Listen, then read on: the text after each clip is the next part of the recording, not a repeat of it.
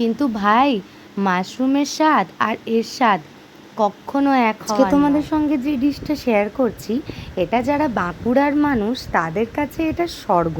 মানে যে কোনো মাটন বিরিয়ানি সব কিছু ফেল এর কাছে। এটা হচ্ছে অষ্টমী ছাতু বা কারান ছাতু আমরা বলি চলতি ভাষায়। আর তোমাদেরকে এটা যেটা দেখাচ্ছি, এটা হচ্ছে কুরকুরি ছাতু। হ্যাঁ, এটা এইরকম বাইরের খোলাটা, শক্ত খোলাটা ছাড়িয়ে এই ভেতরেরটা খেতে হয়। আর এইটা ভাঙতেই যদি এরকম কালো দেখো, তার মানে ওটা নষ্ট। তো এটা কদিন আগেই হয়েছিল, তখন ওটার ঝাল দেওয়া হয়। আর এই কারান ছাতুটা ঠিক জন্মাষ্টমীর পর থেকেই শুরু হয়, একদম দুর্গাপুজো পর্যন্ত, অনেক সময় কালী পুজো পর্যন্তও দেখা যায়। আর এই সময়টুকুই মানে আমরা মুখিয়ে থাকি যে কবে পাওয়া যাবে। আর এর দাম 1000 টাকা, 500 টাকা, 500 টাকা তো এখন আর পাওয়াই যায় না। 1000 টাকা মিনিমাম পন পন হিসাবে বিক্রি হয়। আবার যখন খুব বেড়ে যায় তখন কেজি হিসাবেও বিক্রি হয়। তো দেখতে পেলে ভালো করে পুরো ধোয়া ছিল।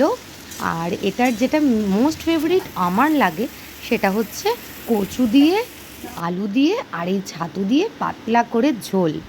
ঝাল দেওয়াটাও হয়, সেটা ঝিঙে দিয়ে হয়, যেমন ওই গোল গোল ছাতুগুলো দেখলে সেরকমও।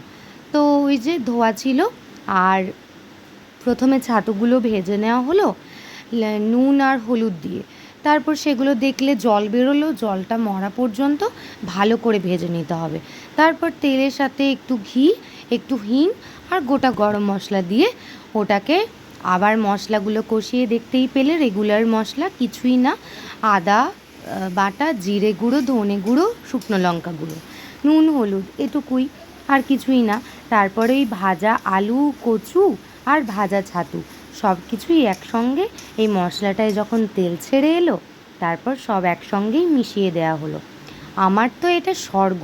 হ্যাঁ, আমি চিকেন বেশিই ভালোবাসি, কিন্তু এটা হলে আমি চিকেনকেও চেয়ে দেখবো না। মানে যারা যারা বাঁকুড়ার মানুষ বা পুরুলিয়ার মানুষ, তারা হয়তো আমার কথাটাকে রিলেট করতে পারছো। আমরা সারা বছর অপেক্ষায় থাকি। অনেকে বলে যে মাশরুমটা তো সারা বছরই পাওয়া যায়, কিন্তু ভাই, মাশরুমের স্বাদ আর এর স্বাদ কখনো এক হওয়ার নয়। আমরা যখন কলেজে পড়তাম, কলেজ থেকে সকালবেলাতে যারা কাঠ আনতে যেত, সেই কাকিমারা অনেক সময় নিয়ে আসতো, আর আমরা রাস্তাতেই আটকে নিতাম আর বাড়িতে পৌঁছে দিয়ে আসতাম।